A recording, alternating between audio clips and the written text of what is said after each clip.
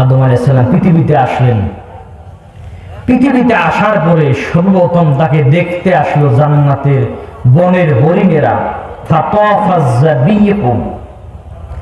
বনের হরিণগুলো এসে আদম আলাইহিস সালামকে ঘিরে তওয়াফ করা শুরু করলো। শুনতেছেন কিনা আমার কথা আপনারা? একটু গুনতেছে? সবাই বলেন আলহামদুলিল্লাহ। হ্যাঁ, আওয়াজ দিতে হবে। বনের হরিণগুলো আদম আলাইহিস সালামকে দেখার জন্য আসছে।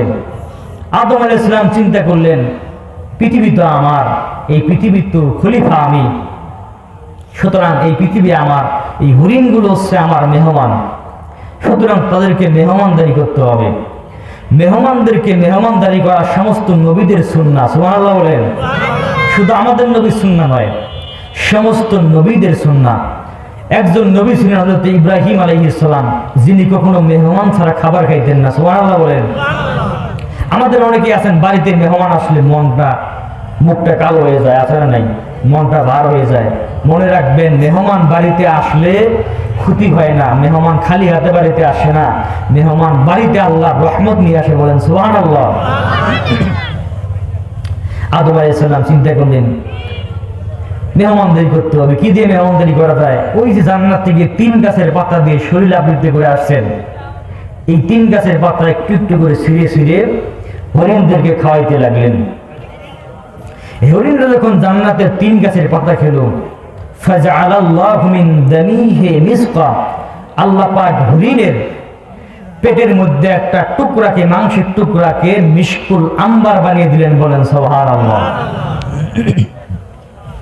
এই হরিণগুলো জান্নাতের 3 গাছের পাতা খেয়ে বনে যখন ঢুকছে, সমস্ত বন সুঘ্রাণ দিয়ে ভরপুর হয়ে গেছে।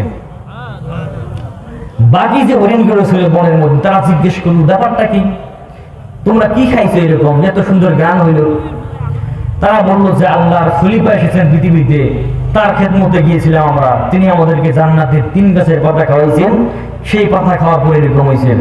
সবগুলো হরিণ দৌড় দিচ্ছে আদম আলাইহিস সালামের কাছে।